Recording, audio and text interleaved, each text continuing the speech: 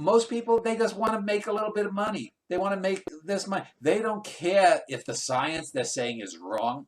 They don't care if what they talk about abortion is wrong. They don't care if they're talking about stuff regarding free will that has been debunked for decades. They'll act as if you have people who make videos that get 250,000 hits in 2 or 3 or views in 2 or 3 weeks talking about the flat earth as if that's a serious topic.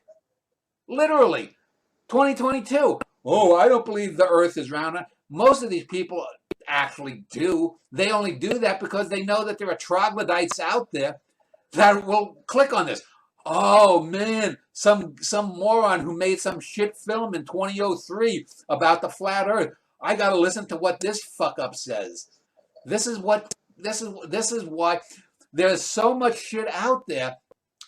Most people don't have the ability to wade through the shit. You don't have to. Yeah, it's like, who's going to wade hip deep in of David Foster Wallace Infinite Jest for the 17 sentences in that whole book that are competently written? And why would you wade through such shit for 17 competent sentences?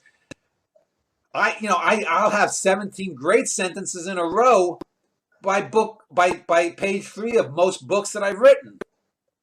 It's people don't have the time. They don't want to make the time because and a lot of times they do have shit jobs. And this gets into the politics of that we live in an era where stupidity is encouraged. This is why Donald Trump becomes president. Not that Joe Biden is any great shakes, but people won't even vote against the Democrats and Republicans.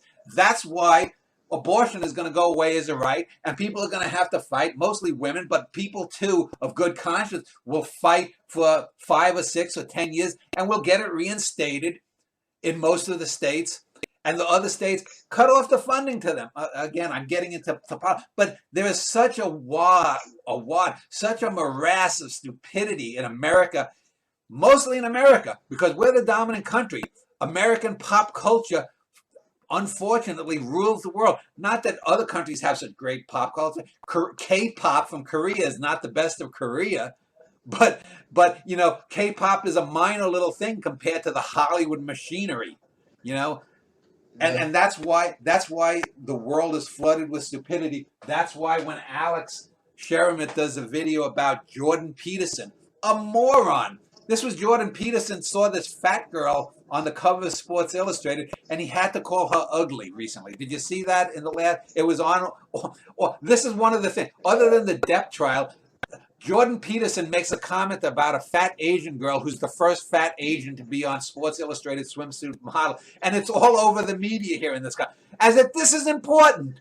We have icebergs the size of American states that are breaking off of Antarctica and melting in our oceans.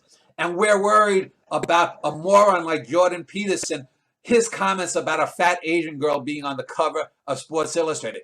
This is the level of what engages most minds in this fucking world today. This is why we have global warming. This is why tens of millions of people will die because of tragedies that will occur because of global warming, even though the species won't die. But we'll look back in 300 or 400 years and say, what the fuck was wrong with those people? They sacrificed 50, 100, 150 million human beings just because they wanted to be a little bit more comfortable and live in an air-conditioned room so that they could read about the navel-gazing about Hollywood celebrities or K-pop celebrities or this, that, or the other thing, or idiots who put up fucking flat earth videos.